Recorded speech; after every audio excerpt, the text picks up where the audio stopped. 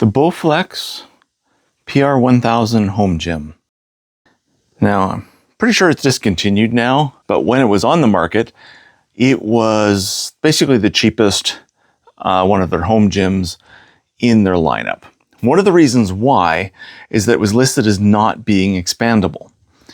Now, why was it not expandable? Well, just to keep the costs down, I suppose, or just to try and force people that were trying to get a little stronger to move up to a higher gym. But they also used standard parts. So they basically engineered this unit to use standard parts, but then added on bits and pieces so that it wouldn't be expandable. So what do I mean by that? Well, this is the block where the power rods go into. This block is standard, pretty much goes on all of their other power rod home gyms. And with that, it has basically two ways that it could be expanded. One would be, you see these little circles here? These on the other units could be popped off, and you could put in what was called the 210 to 310 kit, which would give you two more of the 50s, give you two more of these 50s, and basically let you expand. And then here on the back, you can kind of see underneath there's some keying in the block, where basically there was the 310 to 410 expansion block that would basically just slide right on here. So you can kind of see a couple of the problems right away. Is they've welded on this non-structural piece of metal to prevent you from using these two things. So you can't do the 210 to 310 block.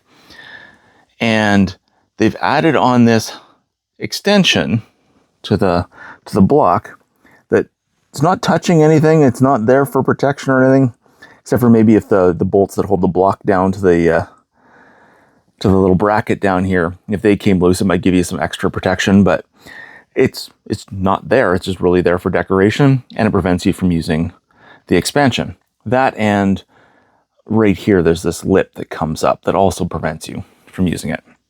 Now, also underneath, turn the light on so this can be seen, but underneath, hopefully we can see this down here, there's 3 bolts in a slot that hold that block to this bracket. Now, the 2 furthest out bolts are as far as they can go. If this slot went further and this little lip wasn't there, you could just slide the block back and use the expansion, the 210 to 310 expansion. So basically, they've just kind of added some engineering pieces to this to prevent you from using the standard parts. So that's what I'm going to look at today. So there's 3 things I'm going to do. First thing I'm going to do is check and see if there's a way I can just spin this block and make it work so that you can use these here with doing minor modifications to the machine itself. And then the second thing I'm going to do is basically solve the 2 metal pieces. How do I do that? Well, the same thing as lots of things in life. I'm going to use a hacksaw, and that's what I'll use to try and fix those. But I'm going to start with trying to do basically a modification with the change let use the expansion without modifying the unit really. Now, removing this, it's going to have really no impact to the structural integrity at all of the unit. There is the risk removing this and the lip and then you adding the expansion, that this bracket here and the 3 bolts holding this on isn't going to be strong enough. I don't know how it was engineered, if that's strong enough, or any of the pulleys and all that kind of stuff are engineered properly to take the extra weight. The other units would have been. I don't know if these ones would, but what I'm seeing is pretty much everything else is standardized parts. So I'm kind of expecting this will be too, and this should just work with a little love of hacksaw. But first thing I'm going to do is I'm going to take this bracket off. So you can see these 2 bolts here that hold the bracket on, they also partially go into the plastic of this block. And I want to see how far that goes in. So I don't know if it's visible there. It's just a big Phillips just to pull that out. Okay, that bracket is off right there. So these are the bolts that came out. They kind of screw in. You can see there through the bracket. They really don't do anything besides just touch.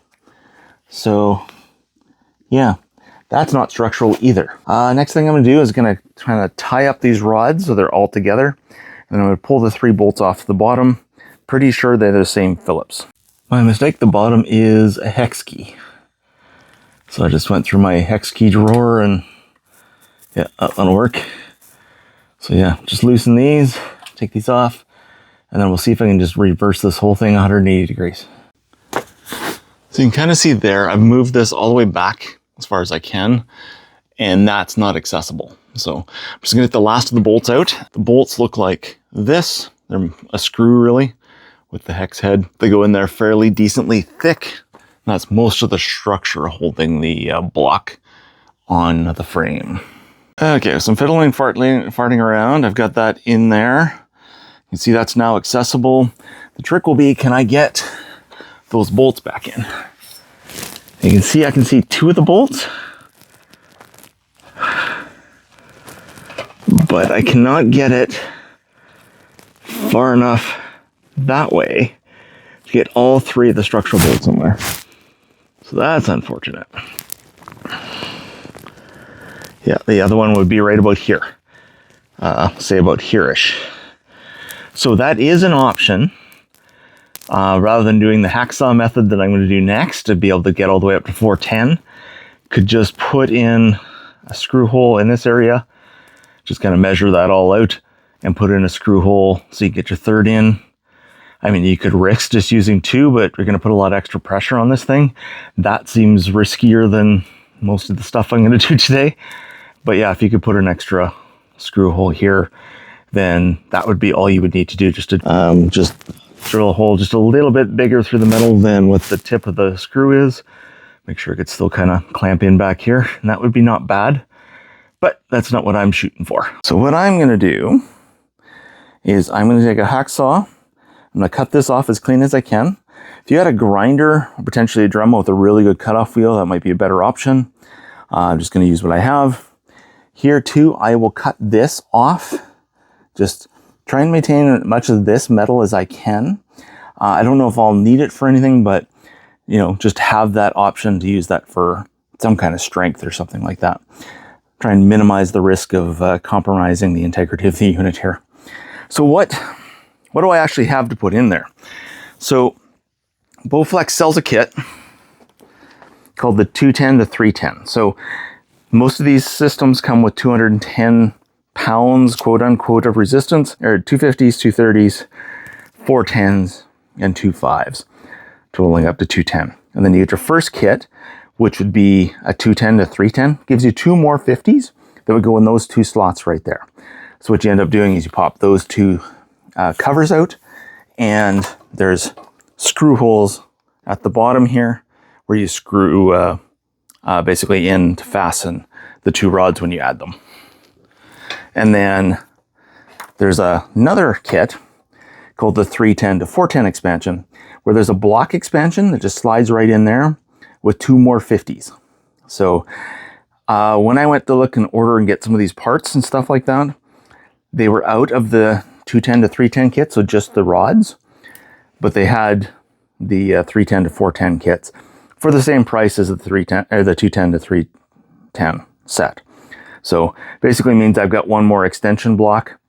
You can't just stack them, so it's not like I could put 2 extension blocks on this. So I'm just gonna have a spare extension block, but we'll go for, at least as of right now, only one of the boxes is showing up. The other one's in FedEx on the truck right now. I'm supposed to get it within the next half hour. So hopefully this all kind of fits in my lunch hour here. What I got to do is put down some drop cloths and stuff and hack the metal off. Now, if I was smart, I would take this out to the garage, but let's get the hacksaw out. Okay, got it all cleaned up. Still need to get in here with a file, clean some of these sharper edges. This is where a grinder would be nice, just to get this tack weld right off of here.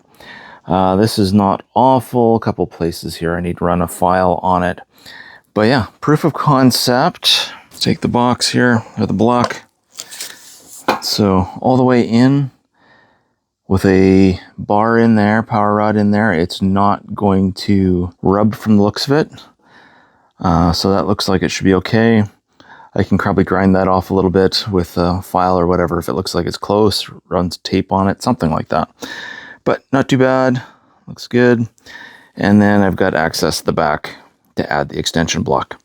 So once that second package gets here from FedEx, I will put this all together. So to add in the 210 to 310 type kit, these two things need to come off, these two hole covers. Now, I'm trying to do this one hand and I've never taken it off before, so we'll see how well this works.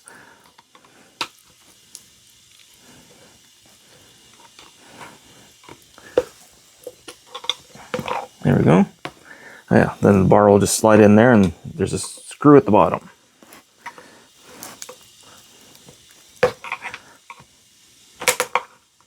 There we go. That one's off as well. Okay, so the 310 to 410 set comes with the two rods already pre-screwed into the extension thing. To remove the rods out of here, just two Phillips screws, one for each one.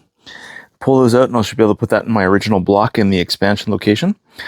But the pack also comes with is this little extension bar. So when I removed the block, to remove the block, I needed to take off 3 screws. What this does is it's an extension to extend the bracket, and the last 2 screws, the 2 screws furthest out from the actual frame of the unit, get reused to put this extension bar on to provide some additional support to that extending piece here that goes on the end of the plastic block. So that'll have to go on with that piece. That'll have to go on with that piece. So what I'm going to do right now is I'm going to take a Phillips screwdriver, take these 2 screws out, and I'll put it in the original block as the expansion, use them as 210 to 310 set, and then I will install the other set, the other pair of these. I'll install those in the block and then attach this as I attach everything to the full unit. So one thing to note is it comes with new screws because of course adding extra width the screws need to account for.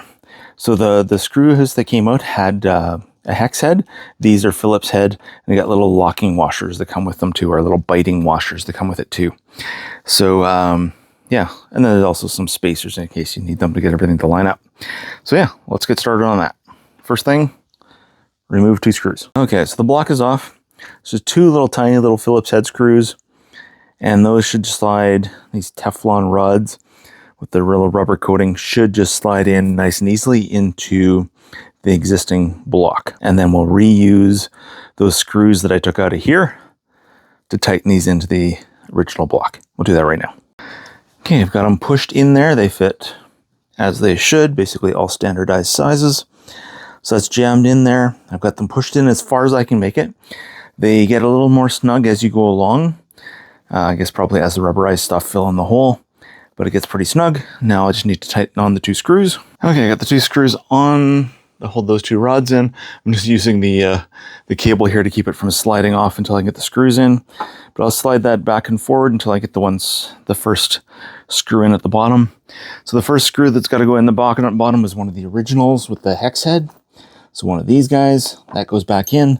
And then I will add the extension for the extra blocks, or for the block with the extra 2 rods. And then I'll add the metal extension with the 2 new Phillips head screws underneath. Okay, so I've got first screw in, just hand tighten these, don't use a drill or anything like that. And then I've got the other 2 heads visible. So the next step will be to add on the 310 to 410 kit. Just slides in there like that. A little bit of pressure. Get as far in as I can. I might want to try and tap that in with a hammer or something, or put down the camera and use both hands to push it down. Okay, that's on there. There's still a little gap here, stands up a little bit higher. Shoved it down as far as I could, and I tapped it down with a hammer. It's not going any further than that. So it's just a little slight mismatch on the sizing, but it fits in pretty perfectly as it is. So the next step is to put the metal bracket extension on, assuming it fits. So when putting this 310 to 410 kit on, the 2 holes are numbered, 1 and 2. I do one first. I would just get it fairly tight, but just make sure that it lines up for the second one, which it should, as long as the first one does. So that'll be good. I'll get those on. Okay, those went in. They're all nice and tight, hand tight again, no drills or nothing. So I also thought about adding this back on because there are 2 screw holes here. So this had gone over the plate kind of like this when it was back up here. So kind of like just a little bit over the edge. But here the screw, it basically just not, the screw holes just don't line up. This metal piece isn't long enough to kind of act as a secondary backup in case the screws underneath fail or whatever. But it looks like it should be okay. The screws are now beefier, holding the whole plate together. That being said, there's no screws go into this. There's nothing in the kit to drive a screw into this besides the ones that hold the power rods on. So this thing is basically held on just fully mechanically by this keying here. So this should be about as sturdy as I can get it. Now it's to do some testing, and then this should give me room to grow. Okay, I got it all attached to those pulleys. I'm gonna do a bit of a stress test here. I want to see if there's any kind of flex in this or anything like that. I'm just going to do a bit of almost a row motion, but not quite. I've already done a test. I can't do the full proper pull, but let's see what I can do. Okay, that's pretty strong, but that's nowhere near a full proper row or anything. But that just means I've got a place to grow to. That's good. So I suspect the only real time I could actually fully take advantage of all the bars right now is if I were to set this up and do the proper rowing motion, but or do an actual squat.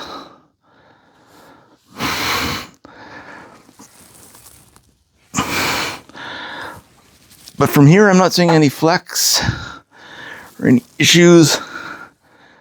So I don't think I've messed with the integrity of the unit. So structurally, I think that works. So can you add resistance to the PR1000? Yes, you can. A little bit of work. We saw that there was a relatively easy way, basically 1 screw hole, to add an extra 2 of the 50-pound bars, basically just by rotating the things 80 degrees and drilling 1 hole probably. So that's pretty quick, that's pretty easy. But if you want to do the full expansion to the 410, get a little bit of hacksaw work to do, but it's not awful.